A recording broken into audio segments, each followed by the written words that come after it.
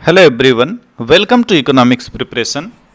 आज एचटेट के एग्ज़ाम के जो भी इकोनॉमिक्स के क्वेश्चन आए हुए थे तो उनका एक्सप्लेनेशन आपको शीला मैडम के द्वारा दिया जाएगा। और क्योंकि आप जैसे किसी भी स्टेट पीजीटी की भी तैयारी कर रहे हैं तो आपको इन क्वेश्चन को ज़रूर देख लेना चाहिए, क्योंकि आप जानते हैं कि कोई भी एग्ज़ाम हो वहाँ पे जो भी नए प्रकार के क्वेश्चन बनते हैं तो उससे आपको कुछ ना कुछ आपके एग्ज़ाम में ज़रूर हेल्प मिलेगी। तो मैंने सोचा कि जो ये लेटेस्ट एग्ज़ाम हुआ है, क्योंकि ये भी पीजीटी लेवल का एग्ज़ाम है, तो अगर आप इसे देखेंगे, इसके क्वेश्चंस को देखेंगे तो आपका जो एग्ज़ाम होगा उसमें आपको काफ़ी हेल्प मिलने वाली है। तो क्योंकि ये एग्ज़ाम हरियाणा का है, एचटेट का है, और शीला अहलावत मैडम हरियाणा की हैं और वो एचटेट वालों के लिए पढ़ाती हैं, तो उन्होंने इसके आंसर की बनाई हुई है। तो उनके इस वीडियो को मैं चैनल पे अपलोड कर रहा हूँ। साथ ही साथ देखिए, कुछ मिस्टेक किसी भी टीचर से हो सकती है, इवन आपको तो पता है कि आयोग वाले भी गलतियाँ कर देते हैं।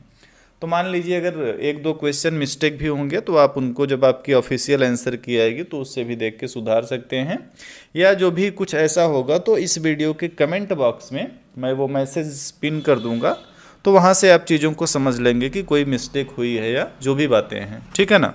तो अभी शीला मैडम के द्वारा इस पूरे पेपर का आपको राइट आंसर या एक्सप्लेनेशन कराया जाएगा।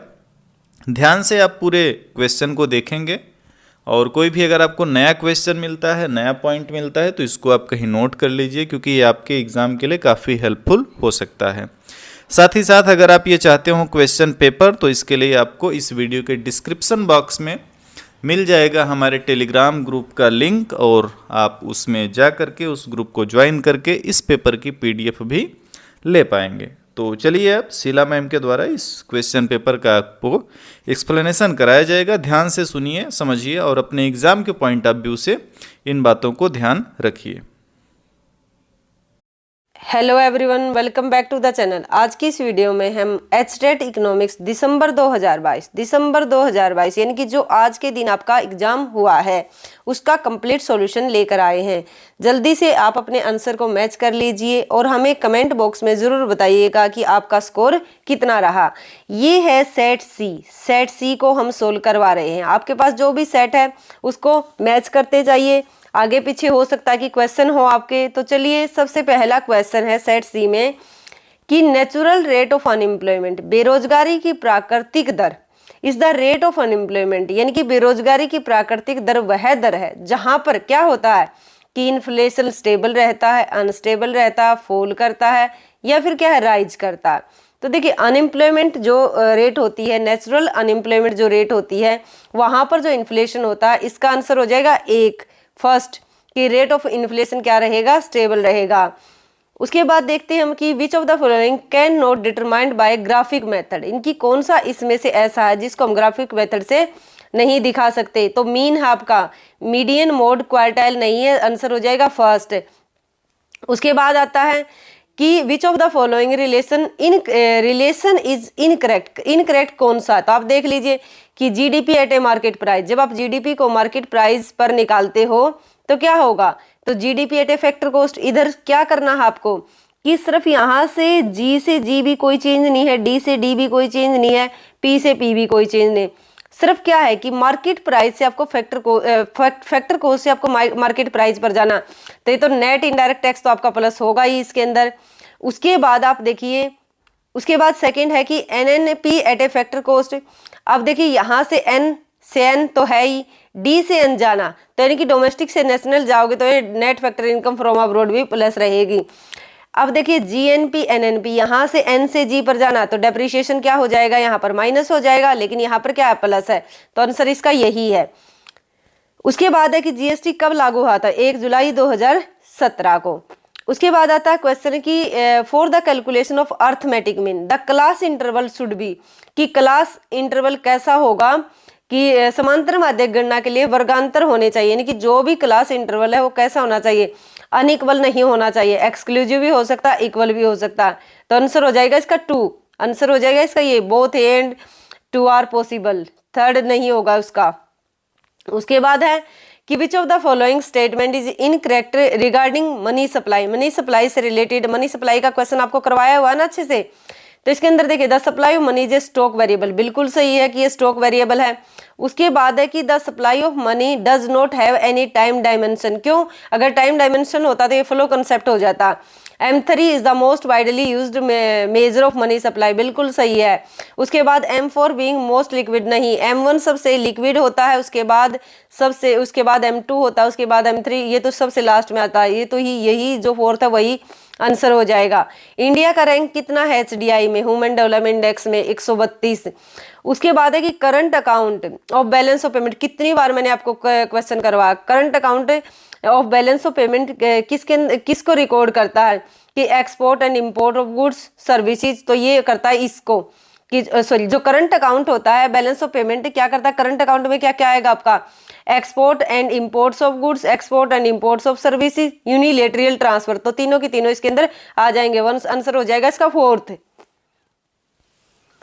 उसके बाद हम बात करते हैं क्वेश्चन नंबर 99 का, कि measure of dispersion which is affected most by extreme observation, तो रेंज है जो सबसे ज्यादा इफेक्ट होता है। उसके बाद आता है कि आयुष, आयुष जो है उसमें क्या सम्मिलित नहीं है? तो एलोपैथी सम्मिलित नहीं है, आयुर्वेदा, होम्योपैथी, यूनानी, ये सारी चीजें इसमें इंक्लूड है। अब उसके बाद है कि जो सेक्स रेशो है कि the relevant age group of the computation of child sex ratio, तो ये आता है 0 से 6 साल के बीच में।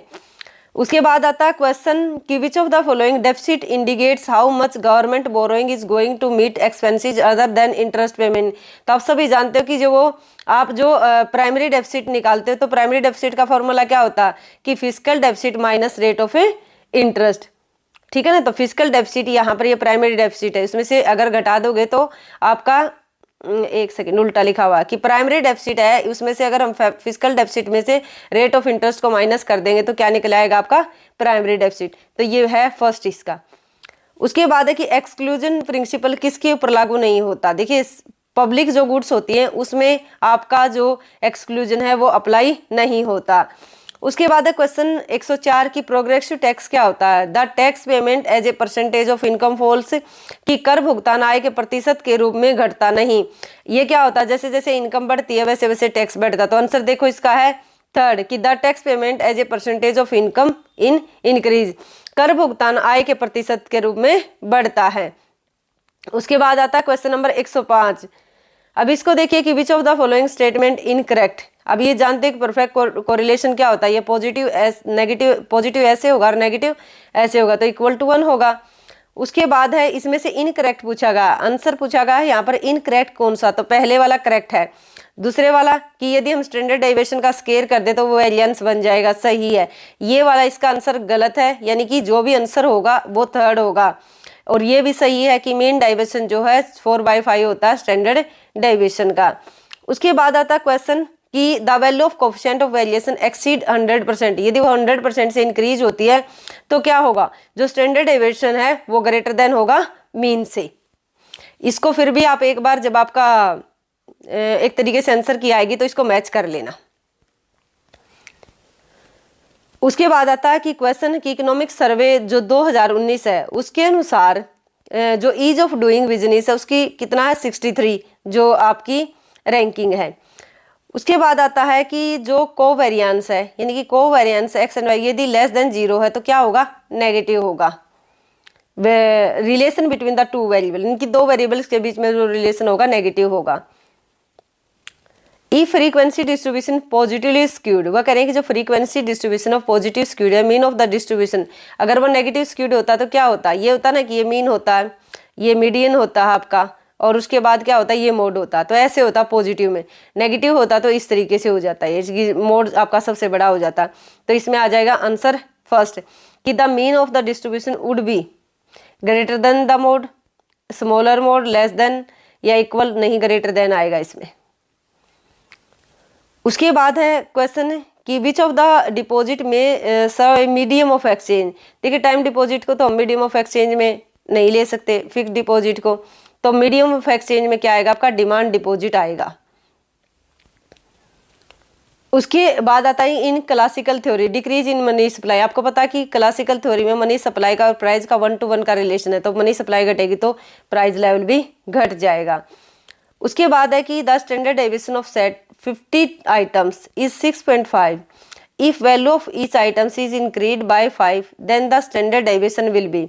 अभी क्या बताता है कि 50 मदों के मूल्यों का यानी कि जो स्टैंडर्ड डेविएशन है वो इतना है, 6.5 है। यदि प्रत्येक मद में यानी कि जो भी पद है, जो भी एक तरीके से आइटम है, उसमें यदि हम 5 प्लस कर दें तो स्टैंडर्ड डेविएशन कितना होगा, तो हम इसको कर देंगे कितना है, 6.5 है। अगर हम 6.5 को हम मल्टीप्लाई कर देंगे 5 से तो ये हो जाएगा आपका 32.5। साइकोलॉजिकल लॉ ऑफ कंजम्पशन के बारे में किसने बताया था, केन्ज ने। उसके बाद है कि institutional source of rural credit includes, तो इसमें सारे आ जाएंगे कोऑपरेटिव, कमर्शियल और आरआरबी, रीजनल रूरल बैंक्स। अब ये पूछागा कि which of the following is not a conventional source of energy, तो कोल भी है, पेट्रोल भी है, नेचुरल, सोलर एनर्जी नहीं है, आंसर हो जाएगा 2। उसके बाद आता है विच of the following not an example of the revenue receipts. अब रेवेन्यू रिसिप्ट्स क्या होती है, रेवेन्यू आप जानते हो कि सभी रेकरिंग नेचर की होती है, जो बार बार करनी पड़ती है। तो इनमें ऑप्शन ढूंढते हैं, डायरेक्ट टैक्स बिल्कुल, इनडायरेक्ट टैक्स, डिविडेंड यानी कि जो भी इन्वेस्टमेंट करते हैं उसके ऊपर जो एक तरीके से लाभ होता है वो भी होता है, लेकिन इसके अंदर जो लोन, डेब्ट, इन्वेस्टमेंट वो नहीं होते, तो आंसर हो जाएगा 4th। उसके बाद है कि which of the following the main source of employment for majority of worker in India. तो देखिए कहाँ पर निम्न में से भारत में अधिकांश श्रमिकों के लिए रोजगार का मुख्य स्रोत क्या है। प्राइमरी सेक्टर में सबसे ज़्यादा रोजगार मिलता है, सबसे प्राइमरी सेक्टर में सबसे ज़्यादा होता है। उसके बाद आप देखते हो सेकेंडरी सेक्टर आता है आपका, उसके बाद टर्सरी सेक्टर आता है। अब क्वेश्चन है कि आइडेंटिफाई कीजिए 5 year plans when actual growth realisation has been higher than the growth target. अब आप देखिए उन पंचवर्षीय योजनाओं को पहचानिए जब वास्तविक समृद्धि प्राप्ति समृद्धि लक्ष्य से अधिक थी। तो कौन कौन से थे, इसमें था 5th और 6th ना, 5th और 7th, 5th और 7th। इसमें तो कितना था, 9th में तो इतना टारगेट रखा गया था लेकिन अचीव हुआ था 5.5, 10th में 8.1 था लेकिन अचीव हुआ था शायद ये 7 पॉइंट समथिंग। तो ये हो जाएगा आपका फर्स्ट और सेकंड। तो फर्स्ट और सेकंड को देखिए, इसका आंसर है 3rd। कैप्शन का मीनिंग क्या होता है, ये है heading of a column. Time reversal test क्या होता है, टाइम रिवर्सल टेस्ट होता है कि जैसे 0 को बेस को करंट में बदल दो और करंट को बेस में बदल दो, इक्वल टू 1 आना चाहिए आपका। Which of the following is not a component of a factor income. Rent, profit, mixed income, wage, ये सारे के सारे आपके फैक्टर इनकम के होते हैं, लेकिन चेंज इन स्टॉक नहीं होता। Starting from the earliest arrange the following concept in terms of their development and demand theory. तो देखिए जो डिमांड थ्योरी है उनको सीक्वेंस में देखिए, तो सबसे पहले कार्डिनल आई, फिर ऑर्डिनल आई, फिर रिविल्ड आई, फिर ये न्यूमैन मॉर्गेस्टन जो यूटिलिटी थ्योरी है ये आई। तो ये आंसर हो जाएगा आपका ये हो जाता होगा इसका कि कार्डिनल 4th, फिर 3rd, अच्छा नहीं ये होगा इसका, ये नहीं होगा, ये वाला कि पहले 4th, फिर हो गया आपकी 3rd ऑर्डिनल, फिर हो गया आपकी 1st और फिर हो गया आपकी 2nd। तो आंसर हो जाएगा 4th। अब उसके बाद है कि if demand is dash an increase in the price of product leads to decrease. अब सभी जानते हैं कि यदि प्राइस बढ़े और डिमांड घट जाए, या प्राइस घटे डिमांड बढ़ जाए, सॉरी दोबारा, प्राइस इंक्रीज हो टोटल एक्सपेंडिचर आपका डिक्रीज हो जाए, प्राइस डिक्रीज हो टोटल एक्सपेंडिचर इंक्रीज कर जाए। तो ये केस कहाँ पर बनता था, ग्रेटर देन 1 में, यानी कि इलास्टिक में। तो आंसर हो जाएगा 2nd। अब ये है कि the slope of saving, saving जो फंक्शन है किसको दिखाता है, जब आपने निकालते हो कि MPC equal to MPC plus MPS equal to 1, तो ये हो जाएगा फर्स्ट इसका। वैसे सेविंग फंक्शन उसकी बात कर रहा है ये कि जैसे आपने देखा था C equal to C0 plus BY, जब यहाँ से सेविंग फंक्शन निकालते तो माइनस क्या होता है C0 प्लस 1 माइनस BY, ऐसे होता है ना, तो ये इसकी बात करता, तो ये 1 माइनस MPC है। फर्स्ट हो जाएगा इसका आंसर फर्स्ट। उसके बाद है कि in case of consumption one commodity consumer equilibrium, यानी कि जब एक कमोडिटी तो कंज्यूमर का इक्विलिब्रियम कहाँ पर होगा, तो यहाँ पर होगा कि marginal utility of X divide by price of X equal to marginal utility of money. या फिर इसका दूसरा कर सकते हो कि marginal utility of X divide by marginal utility of money equal to price of X, या एक्स एक कमोडिटी की बात है या मार्जिनल यूटिलिटी ले सकते हो आप। तो यहाँ पर मार्जिनल यूटिलिटी ऑफ मनी ऊपर नहीं आएगा और ये तो इसलिए कैंसिल हो गया। मार्जिनल यूटिलिटी ऑफ प्रोडक्ट या फिर लिखो marginal utility of X divide by marginal, ये हो जाएगा आंसर इसका। और इसके बाद ये क्यों नहीं होगा, क्योंकि यहाँ पर टोटल यूटिलिटी की बात ही नहीं होती, ठीक है ना। तो आंसर हो जाएगा इसका कौन सा, सेकंड। उसके बाद है कि question number 126, which of the following period also known as the market period. तो वेरी शॉर्ट पीरियड जो होता है उसको मार्केट पीरियड के नाम से जानते हैं। Which of the following not an example of overhead cost. Overhead cost कौन सी नहीं है, तो देखिए जो कोस्ट फिक्स होती है ना एक तरीके से जो आपको देनी होती है, तो रेंट हो गया, आपका इंश्योरेंस हो गया, तो कॉस्ट ऑफ वेरिएबल होती है, वेरिएबल कॉस्ट ऑफ रे मटेरियल होती है, ये आपकी ओवरहेड कोस्ट नहीं होती है। कॉस्ट वाले चैप्टर से आपका एपीएस पूछ रहे हैं कब, जब ब्रेक इवन पॉइंट होगा, तो वहां पर एपीसी इक्वल टू 1 हो जाएगी। एपीसी जो होती है ना आपकी इक्वल टू 1 हो जाएगी। क्या होता है, सी डिवाइड बाय जितनी इनकम है सारी को कंज्यूम कर लोगे तो सेविंग क्या करोगे, 0। उसके बाद है कि 20% से हमने सभी इनपुट्स को बढ़ाया है और आउटपुट हमारा 10% से इंक्रीज किया, तो ये हो जाएगा डिमिनिशिंग रिटर्न टू स्केल। उसके बाद पूछ रहे हैं कि स्ट्रेट लाइन पॉजिटिव स्लोप कराओ विच intersect the price axis implies, कि वो करें कि अगर यहाँ से ये जाती है तो आपके क्या हो जाएगी, लेस देन 1। यदि ये यहाँ से जाती ओ एक्सिस से तो ये हो जाती है आपकी ग्रेटर देन 1। नहीं, उल्टा बता दिया मैंने आपको कि यदि यहाँ से ये जाती है तो ये हो जाएगी आपकी ग्रेटर देन 1, और यदि ये यहाँ से जाती है तो ये हो जाएगी आपकी लेस देन 1। इस चीज का आप ध्यान रखना। उसके बाद आप देखिए तो आंसर हो जाएगा 2। Diminishing marginal opportunity cost. अब देखिए पीपीसी की ये बात कर रहे हैं, घटती हुई कब होती है, ऐसे होती है ना, और बढ़ती हुई नहीं। घटती हुई आपकी किस तरीके से होगी, कॉन्वेक्स, एक होता कॉनकेव होता है ऐसे, यहाँ पर इंक्रीजिंग हो गई marginal rate of transformation X and Y. उसके बाद यदि ऐसा होगा तो ये घटती हुई होगी MRT/XY, और यदि स्ट्रेट लाइन होगा तो ये कांस्टेंट होगी। पढ़ लेते हैं कि डिक्रीजिंग मार्जिनल अपॉर्चुनिटी कॉस्ट, घटती हुई कहाँ पर होगी, अभी मैंने बता नहीं कि कॉन्वेक्स होगा जब, तो सेकंड आंसर हो जाएगा इसका। उसके बाद है क्वेश्चन नंबर 132। क्वेश्चन नंबर 132 को पढ़िए कि विच ऑफ द फॉलोइंग करो डिमांड करो ऑफ इफेक्ट। तो कौन सा होता है डिमांड करो इनमें से, जो वैल्यू ऑफ मार्जिनल प्रोडक्ट होता है ना उसी को हम क्या बोलते हैं, डिमांड करो बोलते हैं। समझ में आया, जो डिस्ट्रीब्यूशन थ्योरी है ना वहां से ये क्वेश्चन है आपका। तो चलिए आगे।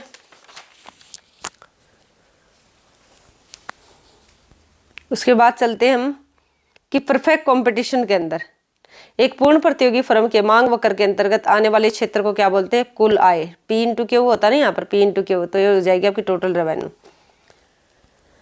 यानी कि C। फिर भी इसको एक बार तरीके से आंसर की से इसको जरूर मैच कर लीजिएगा, ठीक है, 133 को, बाकी होना यही चाहिए इसका।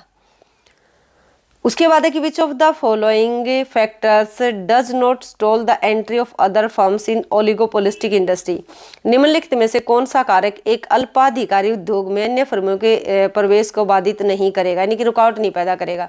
एडवर्टाइजमेंट करेगी, आपको कितने इकोनॉमिक्स ऑफ स्केल में रहे वो भी करेंगे, टेक्नोलॉजी भी, लेकिन जो डिमांड है ना ये आपको प्रभावित नहीं करेगी, यानी कि आंसर हो जाएगा 134 का 4th। उसके बाद आता है क्वेश्चन 135। 135 क्या कहता है, in which of the following market structure price equal to marginal cost. तो ये होता है परफेक्ट कंपटीशन, कि जहां पर प्राइस किसके इक्वल होंगे, मार्जिनल कॉस्ट के। क्यों, अभी देखिए आप चाहे ओलिगोपोली, मोनोपोली, मोनोपोलिस्टिक कंपटीशन लो, देखिए AR ये होता है ना, ये आपका MR होता है और ये आपका MC होता है, ये वाला। तो यहाँ पर देखिए MC तो इधर है आपका इक्विलिब्रियम, लेकिन प्राइस कहाँ पर है, ऊपर है, तो इसलिए इनमें तो क्या होगा, AR ग्रेटर देन MC, ठीक है ना। परफेक्ट कंपटीशन में AR इक्वल टू MC हो जाएगा। तो कौन सा आंसर हो जाएगा उसका, आंसर हो जाएगा आपका 2, 135 का। 136 को देखिए, which of the following approach not use the measurement of the national income. तो product method, income method, expenditure, तो इम्प्लॉयमेंट अप्रोच थोड़ा है, इनका है, तो आंसर हो जाएगा इसका 2। उसके बाद है कि due to rise the price of a substitutes good, यानी कि जो भी प्रतिस्थापक वस्तु है उसकी कीमत बढ़ती है, ठीक है ना। यहाँ पर सप्लाई ऑफ एक्स नहीं बढ़ रही है, प्राइस ऑफ एक्स नहीं इंक्रीज हो रही है, रिलेटिव गुड्स। तो देखिए सिर्फ यही तो है जो उसको एक ही सप्लाई करो पर लेकर चलते हैं, ठीक है ना, प्राइस उसके खुद के। लेकिन अगर दूसरी और इसको छोड़कर जितने फैक्टर वो शिफ्ट करते हैं। अब ये कहते हैं कि ये तो है कोई एक्स वस्तु, ठीक है, और इधर है पी आर है कोई ये रिलेटेड वस्तु, मान लेते कोई वाई वस्तु है, इधर इसकी डिमांड होगी वाई की, सॉरी इधर इसकी सप्लाई से बात करें तो इधर इसकी सप्लाई होगी एक्स की। तो एक चीज देखिए, इसमें कॉमन सेंस का यूज कीजिए आप, कि जब रिलेटिव गुड्स यानी कि वाई गुड्स की कीमत बढ़ेगी तो सप्लाई क्या हो जाएगी, जो दूसरी वस्तु उसकी क्या हो जाएगी, घट जाएगी। तो इसलिए कहते हैं कि जो सप्लाई करो वो शिफ्ट कर जाएगा लेफ्टवर्ड। तो इसका आंसर हो जाएगा 137 का सेकंड। उसके बाद आता है कि the idea of under employment. Under employment क्या होता है, ये आपका एग्रीगेट सप्लाई होती है, ये आपकी एग्रीगेट डिमांड होती है। फुल एम्प्लॉयमेंट से पहले जहां पर aggregate demand equal to aggregate supply होती है, ये आपका अंडर एम्प्लॉयमेंट होता है, जहां पर इफेक्टिव डिमांड की भी आप बात करते। तो ये बात किसने कही थी, केन्ज ने। तो ये कंसेप्ट किसने दिया था, केन्ज ने। अब है कि यहाँ पर एकाधिकारात्मक प्रतियोगिता की बात की जा रही है, मोनोपोलिस्टिक कंपटीशन की, ठीक है ना, मोनोपोलिस्टिक कंपटीशन की। तो वहां पर बताइए कि एकाधिकारात्मक प्रतियोगिता में दीर्घकाल में संतुलन कहाँ पर होगा। ये पहले वाला कहाँ पर होता है, ये होता है आपका परफेक्ट कंपटीशन में, ठीक है। और तो उसके बाद आप देखिए कि जो आपका लॉन्ग रन कहाँ पर होगा, मोनोपोलिस्टिक कंपटीशन में। एम आर ग्रेटर देन, एक सेकेंड रुकिए, देखिए जब आप परफेक्ट कंपटीशन में होते हैं तो क्या होता है कि long run marginal cost equal to आपकी, एक सेकेंड रुकिए, जो आपका ए आर है, ठीक है, ए आर इक्वल टू होता है एम सी के, A R equal to M C, ठीक है ना, यानी कि long run marginal cost equal to long run average cost equal to M R, ऐसे होता है ना आपका इक्विलिब्रियम। जो आपका मोनोपोलिस्टिक कंपटीशन होता है उसमें क्या होता है कि A R equal to average जो रेवेन्यू है वो आपकी लॉन्ग रन एवरेज कॉस्ट के इक्वल होगी। बट क्या होगी, जो आपका बट यानी कि A R equal to long run average cost. उसके बाद देखिए लेकिन किससे ज़्यादा होंगे, ये एम सी से ज़्यादा होंगे। या फिर आप ये बता सकते हो, इसको इस तरीके से बता सकते हो कि ये ए आर है, ये एम आर है और ये आपका एम सी है, मार्जिनल कॉस्ट का रहा है। उसके बाद आप देखिए यहाँ पर आपका जो एवरेज कॉस्ट का रहा है वो यहाँ पर इसको टच करेगा और मिनिमम यहाँ पर जाकर होगा, तो एवरेज कॉस्ट कर। तो इस चीज़ को देखिए, तो एम सी इक्वल टू यानी कि जो आपका लॉन्ग रन एम सी है इक्वल टू एम आर यहाँ पर हो गया, लेकिन ए आर क्या है, इसके ऊपर है ए आर, और ए आर यानी कि आपका ये हो गया और ये लॉन्ग रन एवरेज कॉस्ट। तो ये चीज़ आप देखिए, तो यहाँ पर इसका आंसर जाना चाहिए आपको, क्योंकि एंड दिया हुआ तो आंसर जाएगा ये, ना तो ये जाएगा क्योंकि इक्वल होते हैं, और ना ही प्राइस ज़्यादा होता है, तो ये तो जाएंगे ही नहीं, तो इसका आंसर जाएगा फर्स्ट। उसके बाद हम बात करते हैं 140 की, कि which of the following cause a moment along A given demand करो फॉर ए गुड। देखिए अब आप जानते हो कि डिमांड ऑफ एक्स जो है, जितना भी प्राइस ऑफ एक्स है, प्राइस ऑफ एक्स क्या है, यही ऐसा है जो इसको मोमेंट करवाता है एक ही डिमांड के ऊपर। यहाँ नीचे जा सकते हो या फिर इस तरीके से हो सकता है कि आप इस पॉइंट से इस पॉइंट पर, तो इससे जब इस पर जाते हो तो ये एक्सटेंशन होता है, इससे जब इस पर जाते हो तो कॉन्ट्रैक्शन होता है। तो इस चीज़ को देखिए, बाकी अदर फैक्टर होते हैं जो उसको शिफ्ट करते हैं। अब उन्होंने बोला कि निम्नलिखित में से कौन सा एक किसी वस्तु के मांग वक्र पर चलन का कारण है। तो इनकम तो नहीं हो सकता, इनकम तो शिफ्ट करता है। जो कॉम्प्लीमेंट्री गुड्स है यानी कि जो दूसरी गुड्स है उसके प्राइस भी नहीं हो सकते, और सब्स्टिट्यूट्स गुड्स के प्राइस भी नहीं हो सकते, तो सिर्फ क्या होगा, उसके खुद के प्राइस। तो आंसर हो जाएगा इसका 140 का। उसके बाद है कि 141। अब देखिए एमपीसी दी हुई, मल्टीप्लायर निकालना, तो के को कैसे निकालोगे, के 1 माइनस एमपीसी, ठीक है ना, ऐसे है ना। तो अब देखिए अगर आप इसको वैसे भी करोगे तो कितना हो जाएगा, 0.8 आएगा ये, ठीक है, 0.8 आएगा। तो 1 अपॉन में 1 माइनस 0.8 करो तो कितना आ जाएगा ये आपका, कि 1 अपॉन में 0.2, ठीक है, पॉइंट के नाम के ऊपर 0 चली जाएगी तो ये आ जाएगा आंसर 5, तो आंसर आ जाएगा आपका 2। उसके बाद आप देखिए यहाँ पर क्या है कि अर्थव्यवस्था में वस्तुओं सेवाओं की कुल मांग, the total demand for goods and services क्या कहलाती है, ना तो मार्केट डिमांड कहलाती, ना ड्राइव डिमांड कहलाती, ना डायरेक्ट तो एग्रीगेट डिमांड कहलाती। आंसर हो जाएगा थर्ड 142 का। उसके बाद है कि which of the following statement incorrect. Incorrect कौन सी है कि एमपीपी जो है ना, मार्जिनल फिजिकल प्रोडक्ट, जो मान लो कि आप टीपी और एमपी की बात कर रहे हो, तो वो करें कि एमपी जो है किसका एडिशन है, टीपी का। ऐसे ही तो निकालते हो आप कि जो एक तरीके से एमपीपी जो है टीपीपी में होने वाली वृद्धियां हैं। क्यों? ऐसे ही तो होता है कि जो आपका यहाँ पर ये मार्जिनल प्रोडक्शन होता, ये टोटल मान लेते हैं कि ये 8 है, 8 से 12 हो जाता, तो यहाँ पर एमपी 8 है, तो इसका क्या करोगे, जो एडिशन हुआ इसी का तो चेंज है, 12 में से 8 गया तो 4 आ जाएगा। तो इस तरीके से तो फर्स्ट हो जाएगा ठीक इसका, ये इनकरेक्ट नहीं है। TPP is the sum of MPP. ये करें कि जो टोटल प्रोडक्शन, अब आप देख लीजिए टीपी पहले 8 था फिर 12 था, यहाँ पर मार्जिनल प्रोडक्शन था, ये 8 था फिर 4 था, तो अगर आप इसको जोड़ोगे तो क्या होगा, जो टोटल प्रोडक्शन है वो क्या हो जाएगा, summation of A marginal production.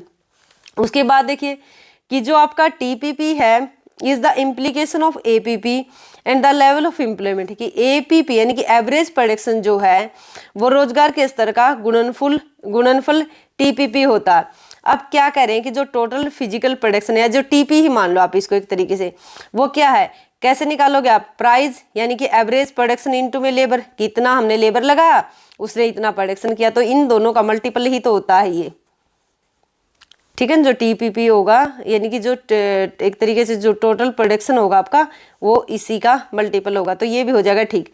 लेकिन जो इसका इनकरेक्ट है वो है ये, तो आंसर जाएगा फोर्थ, कि इन्होंने बोला है कि जो टोटल आपका एमपीपी है, जो मार्जिनल प्रोडक्शन है, मार्जिनल फिजिकल प्रोडक्शन है, वो कैसा होगा आपका, क्या होता है, change in TPP divide by change in L. लेकिन ये लास्ट वाले ऑप्शन में आपको कह रहे हैं कि टीपीपी डिवाइड बाय एल, तो आंसर जाएगा इसका फोर्थ, तो 143 का हो जाएगा फोर्थ।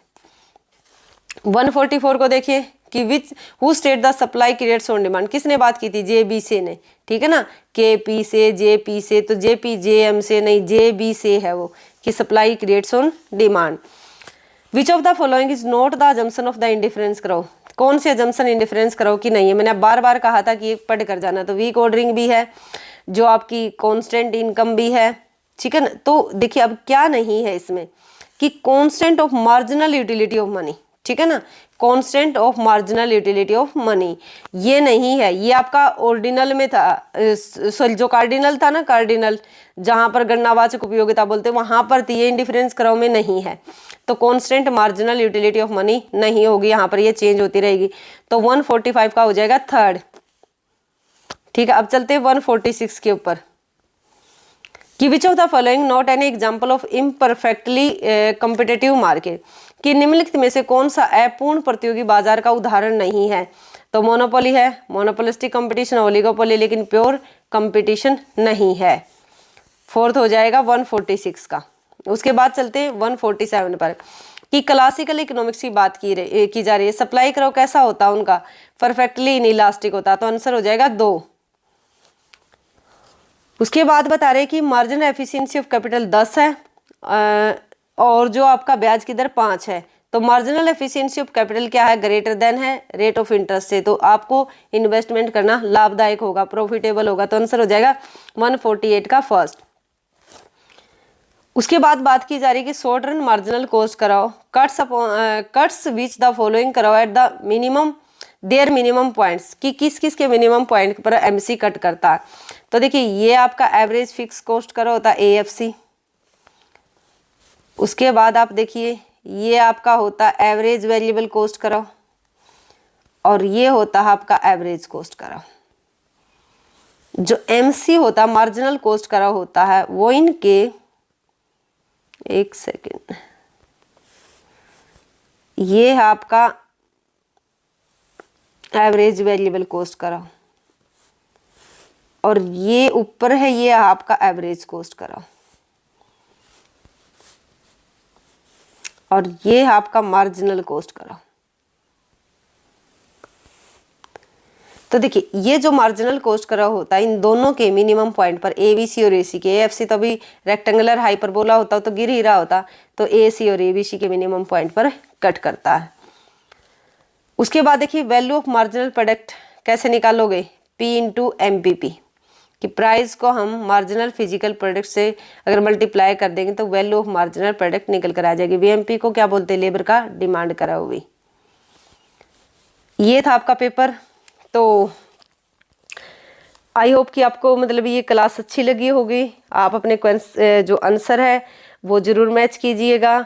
इसके बाद आप अपनी फीडबैक ज़रूर दीजिएगा। और हाँ, अभी देखिए, अगर यहाँ पर जो आपके लिए जो स्क्रीनिंग के लिए भी कोर्स आ रहा है, केवीएस के लिए, हर जो भी पीजीटी का जहाँ पर भी एग्ज़ाम होगा तो सबकी तैयारी इस चैनल पर आपकी करवाई जाएगी। इसके अलावा आप मुझे फॉलो कर सकते हो इको गुरु इकोनॉमिक्स क्लासेज पर, इको गुरु इकोनॉमिक्स क्लासेज, या आप इतना भी लिखोगे इको गुरु बाय शीला अहलावत,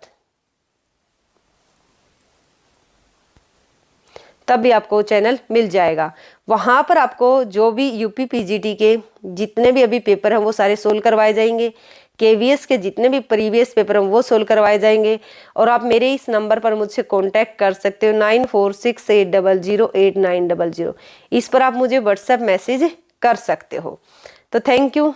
जल्दी से आप अपने आंसर को मिलाइए और बताइए कि आपका कितना स्कोर रहा।